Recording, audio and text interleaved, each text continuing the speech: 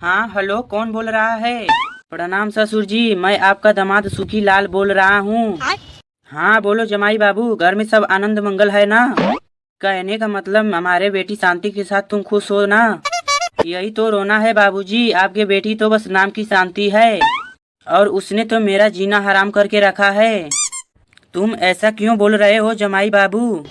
अरे हमारी बेटी तो एकदम गाय है, गाय। अरे हाँ बाबूजी, आपकी बेटी तो एकदम गाय है, गाय। लेकिन वो दूध नहीं देती, हर वक्त बातों की पीन मारती रहती है। अब तुम्हें कैसे बताऊं बेटा, मेरे पास तो उसकी माँ है। मैं खुद तुमसे बर्तन मांजते हुए बात कर रहा हूँ। अरे क्या हुआ जी, आप इतने लंबे समय से किस कमीने से बात कर रहे हो? अरे कोई नहीं भाग्यवान, मैं तो अपने ससुर मतलब तुम्हारे पिताजी से बात कर रहा हूँ। तो आपके मुंह में जबान नहीं है क्या, या गूंगे हो गए हो? पहले नहीं बोला कि मेरे पापा से तुम बात कर रहे हो? अरे भाग्यवान, तुमने मुझे बोलने का मौका ही कहाँ दिया कि मैं तुमसे बोलूं कि तुम्हारे पिताजी से बात कर रहा हूँ। अब मुझसे फालतू की ज्यादा बहस मत करो। चुपचाप जाके मेरे लिए एक कप चाय लेकर आओ, और मुझे अपने सहेली की जन्मदिन की पार्टी में जाना है। सुन रहे हो ना ससुर जी आप? आपकी बेटी किस तरह मेरे पर सितम झाड़ रही है। अरे खुद खा खा के मोटी भैंस हो गई है और मुझे हलवाई बना के रख दिया है। अरे मेरे पापा से तुम क्या शिकायत किए जा रहे हो मेरी? और तुम्हारी आंखें फूट गई है क्या? 2 दिन से बर्तन इकट्ठे हो गए हैं, उसे कौन मांजेगा? जाके मांज दो। सुन रहे हो ना ससुर जी, और आपकी बेटी मुझे बर्तन मांजने के लिए बोल रही है। चुपचाप मांज दो जमाई बाबू, इसके अलावा तुम्हारे पास कोई ऑप्शन नहीं है। अगर मैं एक दिन काम ना करूं तो उसकी माँ सिउठा गरम करके मेरी पिछवाड़े जला देती है। बहू, ओ बहू, क्या कर रही हो? अरे कुछ नहीं माँ जी, मैं चाय बना रही हूँ। ठीक है बहू, चाय बनाते बनाते थोड़ा बाहर भी ध्यान रखना, कहीं कोई हमारा बदमाश घर में ना घुस जाए। अरे ठीक है माँ जी, लेकिन आप कहाँ जा रही हो?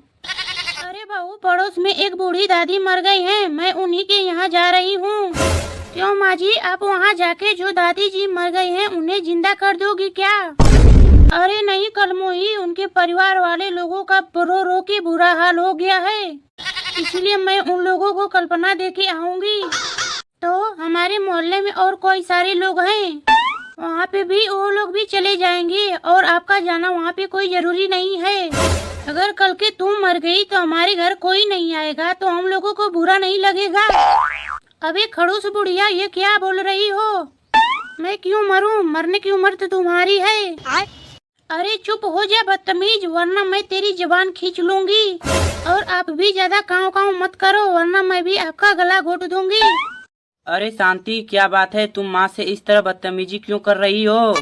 देखो जी, अब ये मेरी उम्र ही क्या है, और आपकी माँ मुझे मरने को बोल रही हैं, इसीलिए मुझे गुस्सा नहीं आएगा क्या? तो इसमें इतना हैरान होने की क्या बात है, एक ना एक दिन सभी को तो मरना ही है।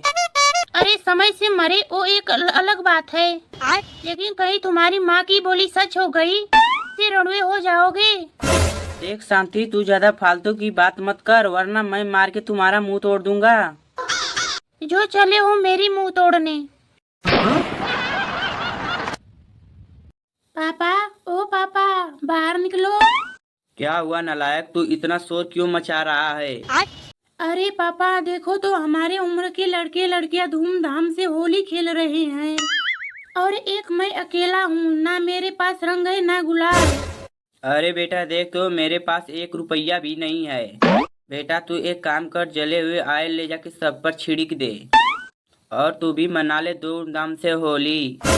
अरे पापा, आपके पास इतना पैसा है, फिर भी तुम मुझे फूटी कौड़ी भी नहीं देते, इसीलिए दुनिया वाले तुमको कंजूस और हमको मक्खी चूस की औलाद कहते हैं।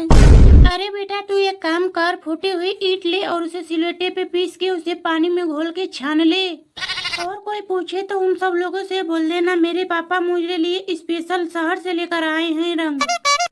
अरे माँ, आपने तो पापा से भी 2 कदम आगे निकली कंजूसी में। हाँ सही है, जैसा पिए पानी वैसा बोले बाणी। अरे नालायक, तू बकवास क्यों कर रहा है? चुपचाप चला जा यहाँ से, वरना आज तुझे बेल्ट से मारूंगा। देखो पापा, न कमर में बेल्ट है न कमरे में अलमारी, फिर आप इतना पैसा बचा के कहाँ ले जाओगे? देख बेटा, ज्यादा तुम मुझसे जबान मत लड़ा, वरना तुझे उल्टा लटका के होली दिवाली सब एक ही दिन मना देंगे। अरे आजी, आप इतना मत भड़किए और दे दीजिए अपनी फटी हुई जेब से 1 रुपया। वैसे भी तो कल्लू हमारा इकलौता बेटा है, दुकान से 1 पूड़ी लाकर वो भी बेचारा मना लेगा अपने दोस्तों के साथ होली। देखो, तुम दोनों माँ बेटे मिलके हमें लूटने पर लगे हो, और कान खोल के सुन लो, मैं तुमको फूटी कौड़ी भी नहीं दूंगा। कोई बात नहीं पापा, मुझे नहीं चाहिए पैसा, आप अपने पैसों का गड्डी बना के रखिए। क्या बोला बदतमीज, मैं तुझे मार मार के तेरी खाल उधेड़ दूंगा। अरे पापा, बुरा न मानो, होली है। कोई बात नहीं जी, आप अपने पैसों की गठरी बांध लो और मरने के बाद लेके चली जाना। अरे माँ बाप, मुझे तो लगता है आज तुम माँ बेटे मिलकर हमारे साथ खून की होली खेलने वाले हो। अजी बुरा न मानो, होली है।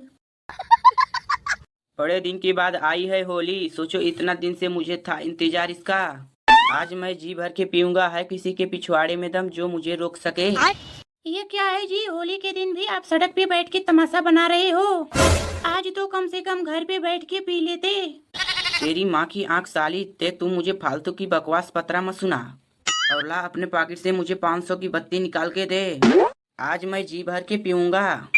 ध्यान से पापा, यहाँ पे पुलिस वाले भी घूमते रहते हैं, पता चला आके पहले तुम्हें थाने ले जाके होली मना देंगे। अरे पुलिस वालों की माँ की सलाम, मैं कोई उनके पैसों से थोड़ी नहीं पी रहा हूँ, मैं तो अपने लुगाई की कमाई से पी रहा हूँ, और मेरी जितनी भी सेटिंग है सब यहीं से निकलेंगी, और मैं बारी बारी से सबको रंग लगाऊंगा। तो चल बेटा, पड़ोसी अंकल हमारा इंतजार कर रहे हैं, हमें चलकर उनको भी रंग लगाना है। क्या बोली तुम? पड़ोसी को रंग लगाएगी और तुम अपना मुंह काला कराएगी? हाँ, मैं तो करवाऊंगी, और मैं अपना मुंह काला नहीं लाल गुलाबी करवाऊंगी। अरे पापा, बुरा न मानो, होली है। अबे नालायक, तुम मेरी औलाद है या पड़ोसी की? अभी तेरी माँ किसी दूसरे के साथ भाग जाएगी, तभी मैं बुरा नहीं मानूंगा। अरे पापा, अभी तो अपनी सेटिंग को रंग लगाने की बात कर रहे हो। अरे बेटा, तू इस बेवड़े की मुंह मत लग और चल मेरे साथ, इसकी तो लीवर किडनी दोनों फेल हो जाएगी, तब पता चलेगा इसको। लीवर और किडनी की तो छोड़, आज तक पैंट की चैन भी नहीं फेल हुई। भागो तुम दोनों माँ बेटे यहाँ से।